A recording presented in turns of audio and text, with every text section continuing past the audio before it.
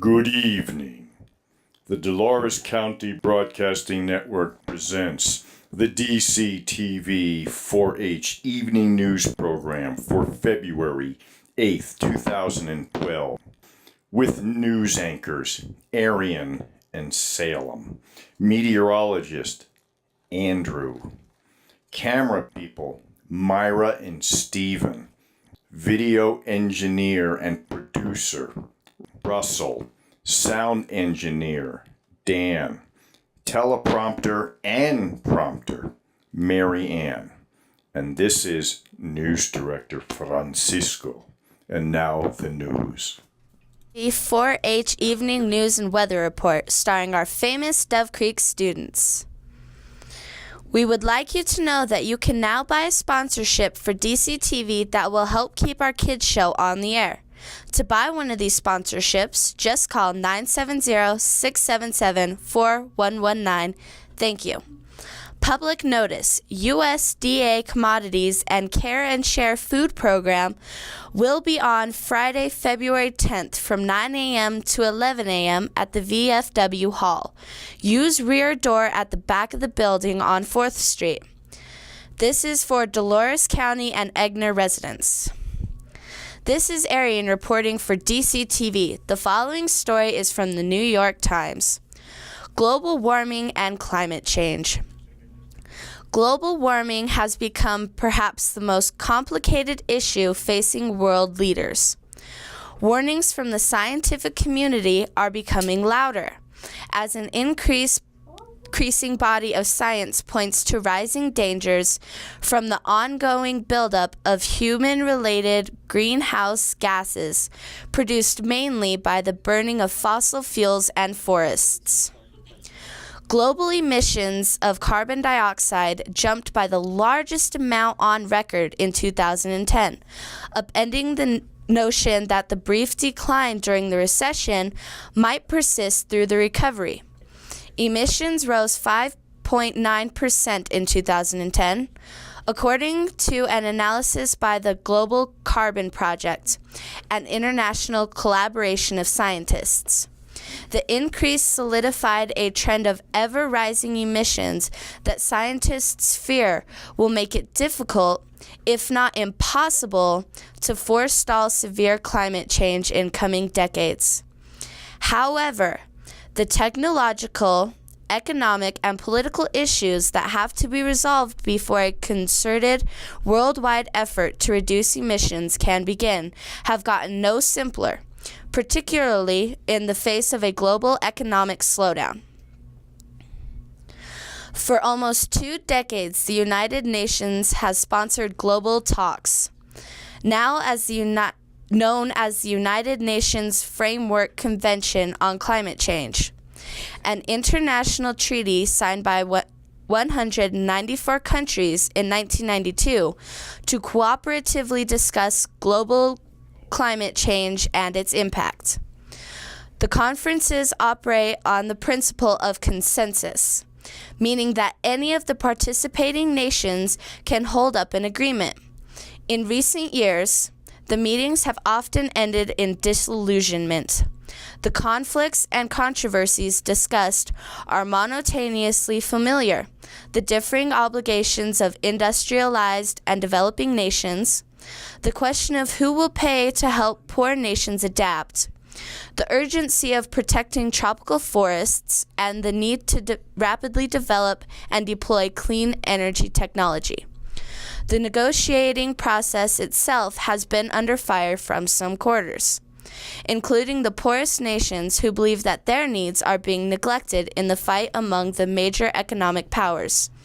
Criticism has also come from a relatively small but vocal band of climate change skeptics, many of them sitting members of the United States Congress, who doubt the existence of human influence on the climate and ridicule international effort to deal with it.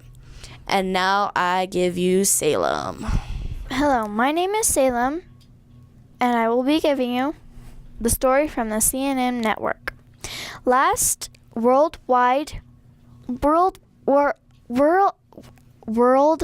War I veteran, a woman, dies at 110.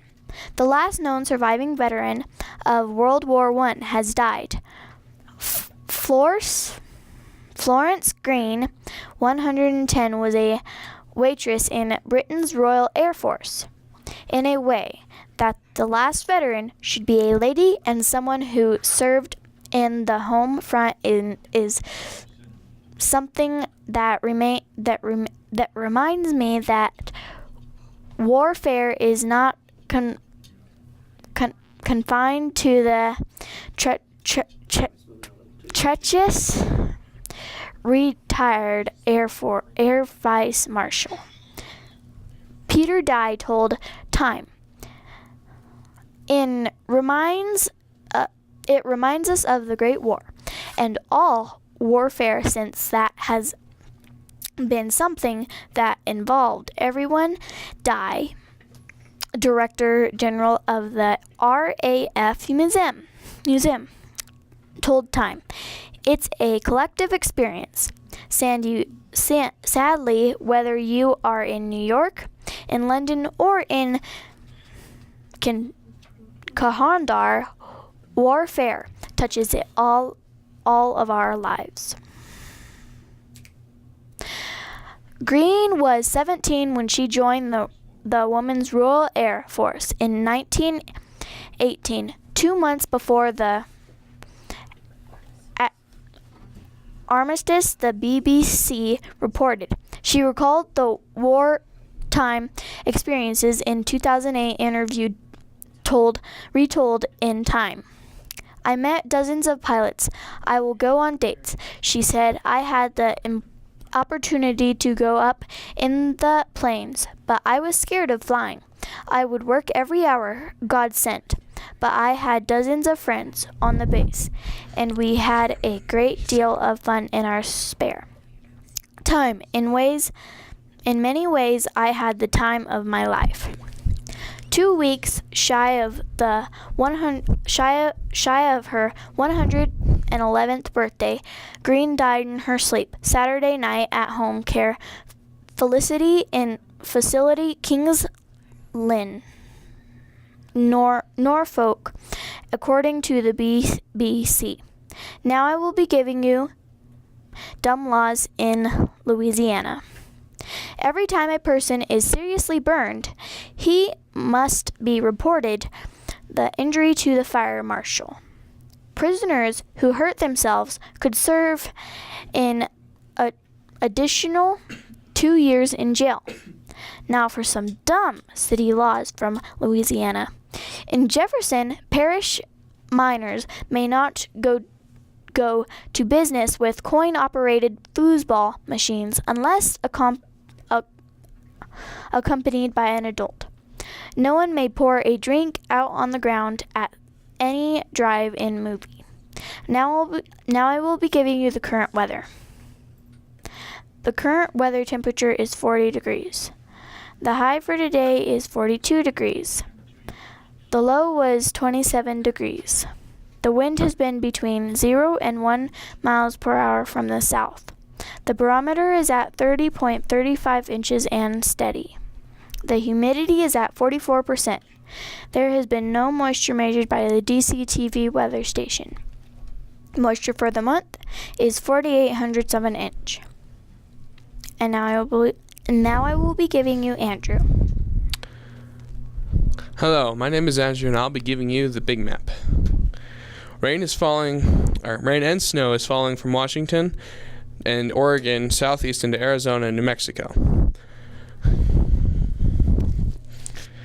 There is snow and rain from New York and New Jersey southwest into North Tennessee and East South Carolina.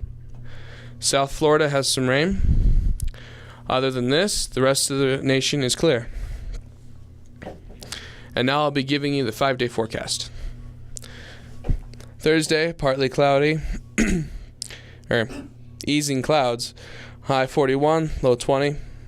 Friday, mostly sunny, high 42, low 21. Saturday, partly sunny, high 43, low 23. Sunday, mostly cloudy, sunny, cloudy. High 41, low 20. Monday, mostly cloudy, high 41, low 19. Now I'll be giving you this week's CO2 numbers. The CO2 concentration in the atmosphere is one of the principal indicators of climate change. The higher the number, the warmer our climate will become. We want to thank Dr. Peter Tans of the National Oceanographic and Atmospheric Administration and Michael McGee of the CO2 Now website for this information. The week of January 29th, 2012, 392 parts per million. CO2 last year, 392 parts per million. CO2 10 years ago, 372 parts per million. CO2 50 years ago, 318 parts per million. In the last 50 years, the CO2 has risen 71.7 ppm. Up until the last 150 years, CO2 climbed at a rate of only 2 ppm per 100 years. This past week, the CO2 has gone back up almost 1/2 point. If everyone can keep their auto use down and lower their use of fossil fuels as much as possible, it will all help. There are 311 million people in the U.S. according to the last census. So, if everyone drove just 1 mile less a week and lowered the thermostat just 1 degree, it would really add up. Remember, you can buy a sponsorship in DCTV that will help us to keep our kids' show on the air. To buy one of these sponsorships, just call 970-677-4119. Thank you. Now back to our news director. That's the end of today's DCTV 4-H news program. This is News Director Francisco saying good night and thank you for watching.